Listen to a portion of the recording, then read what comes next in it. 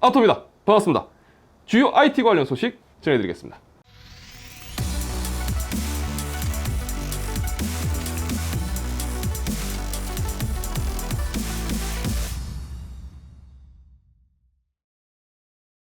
시장 분석 기업 트렌드 포스는 2021년 3분기는 엔터프라이즈 SSD 계약 가격이 2분기 대비 15% 증가할 것으로 전망했습니다. 자, 트렌드 포스는 인텔 아이스 레이커, AMD 밀란 등을 기반으로 한 서버 출하량이 늘어나고 있고, 기업들은 2021년 상반기 대비 서버를 비롯한 IT 장비 발주량을 늘리고 있다고 진단했습니다. 자, 따라서 2021년 3분기 글로벌 기업용 SSD 공급량은 7% 증가할 전망이지만, 파운드리 용량 부족 및 공급난으로 인해서 SSD 공급이 수요를 따라가지 못할 것으로 내다봤습니다. 자, 그로 인해 3분기 예상 수치상 엔터프라이즈용 SSD 계약 가격이 2분기 대비 15% 상승할 것으로 전망한다고 밝혔는데요. 하지만 4분기 들어서는 서버 출하량 및 SSD 수요량이 줄어들 것으로 예상했으며, 내년부터는 본격적으로 PCI Express 5.0 규격에 해당하는 제품의 출시가 활발하게 이루어질 것으로 전망했습니다. 자, 그동안 나왔던 시장 전망 자료를 보면 올해도 3분기까지는 공급 부족, 그리고 4분기 이후 완화되면서 내년에는 새로운 포맷으로 넘어간다라는 쪽으로 정리가 되는데요.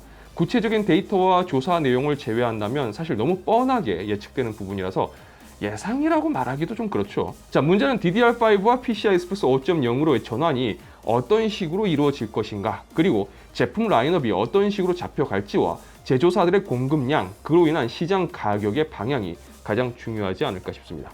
자, 360Hz 주사율을 지원하는 모니터가 있다는 건 다들 아시죠? 뭐 그런 게 있었어 라고 하실 수 있는데, 뭐 몰랐다고 해서 잘못된 거 없습니다. 워낙 매니악한 영역이라 모르시는 분들이 더 많을 거예요. 사실 효율성은 그닥 없습니다. 네, 너무 매니악한 영역이에요. 그런데 디스플레이 제조사들의 생각은 달랐던 것 같습니다. 자, LG 디스플레이와 AUO가 480Hz 주사율을 지원하는 패널 개발에 들어간 것 같습니다. TFT 센트럴에 따르면 우선 AUO는 풀 HD 480Hz, QHD 360Hz, 4K 240Hz 패널의 개발을 진행 중이며, QHD 360Hz 패널은 올해 중으로 생산에 들어갈 것으로 보인다고 합니다. 나머지 옵션은 내년쯤에는 생산에 들어갈 계획이라고 하네요.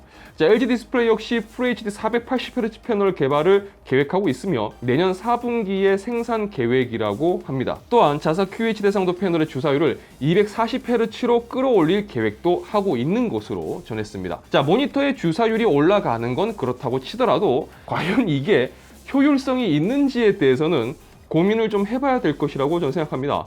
뭐 솔직히 제가 이 부분에 대해서는 좀 할 말이 많긴 한데 480Hz 글쎄요. 그런데 이런 고주사율 모니터를 제대로 쓰고 싶어도 현실은 그래픽 카드를 구하지 못해서 100Hz를 넘기는 것도 빡빡한 게 사실이죠. 네. 좀 서글프시네요. 자, 최근 TSMC 관련 소식을 살펴볼까 합니다. 니케이 아시아의 보도에 따르면 TSMC가 2나노 공정의 칩 생산 시설을 건설할 계획이라고 합니다. 자, 이와 관련해 대만 정부와 환경규제기관이 지난 수요일 이 계획을 승인했으며, TSMC는 2022년 초 이 시설 건설을 시작으로 2023년까지 생산 장비 설치를 시작할 계획이라고 합니다. 자, 일단 TSMC의 나노미터 공정 표기는 뭐 그동안 계속 논란이 있었습니다. 2나노미터. 네.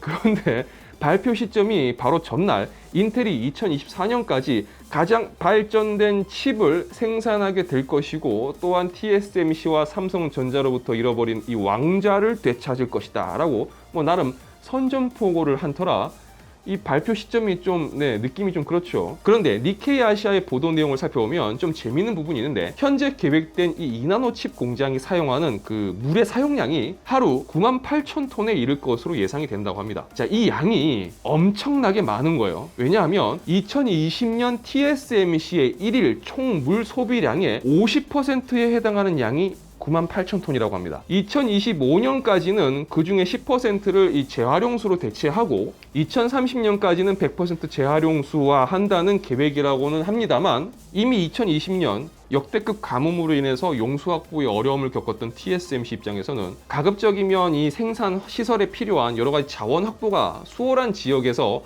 좀 생산하고 싶은 마음이 있을 거예요. 그런데 아무래도 대만에서 자꾸 제한되다 보니까 좀 어떤 그런 취약적인 부분, 이런 게 좀 부담이 되지 않을까라고 볼 수도 있는 겁니다. TSMC는 뭐 작년도 그렇고 올해도 그렇고 참 조용할 날이 없는 것 같아요. 올해 들어서 TSMC에서 발생한 여러 사고를 떠올려보면 참 스펙타클하다는 생각까지 드는데, 이번에는 오염된 산소로 인해서 일부 생산 라인이 중지되었다는 소식입니다. 아이폰 13 및 맥북 프로용 칩을 생산하는 것으로 알려진 펩 18 TSMC 제조 시설에서 가스 오염이 발생했다는 겁니다. 칩 제조에 있어서 다량의 산소가 사용되는데 특정 업체에서 이 오염된 산소가 공급되었다는 거예요. 뭐 TSMC는 상황을 잘 통제했고 생산 라인이 중지되는 상황은 없었다고 했지만, 일부 보도에 따르면 뭐 생산 라인이 정상 가동되지 않았다는 소식도 나오고 있습니다. 이로 인한 애플의 칩 납품이 지연되지 않을까 하는 우려가 나오고 있습니다. 자, 다음으로 암호화폐 소식도 살펴보겠습니다. 지난 5월 암호화폐 시장은 공포의 폭락장을 연출했습니다. 그리고 이후 그렇다 할 힘을 얻지 못한 채 하락세가 예상되었었는데요. 자, 결국 최근 다시 상승세가 연출되고 있는 건데요. 그리고 아마존이 블록체인 제품 리드에 대한 채용 공고를 함으로써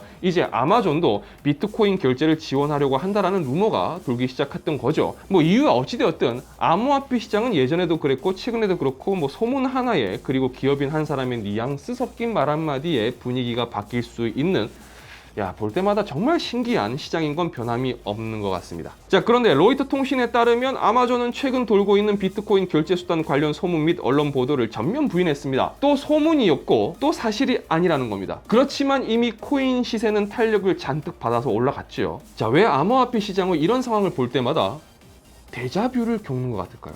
채널 러비다토에서는 다양한 IT 관련 소식과 정보, 그리고 리뷰 및 언박싱 등을 다루고 있습니다. 영상이 유익하셨다면 좋아요와 구독, 그리고 알람 설정 부탁드리겠습니다. 저는 다음 영상에서 다시 인사드리도록 하겠습니다. 시청해주셔서 진심으로 감사합니다. 지금까지 아토였습니다. 고맙습니다.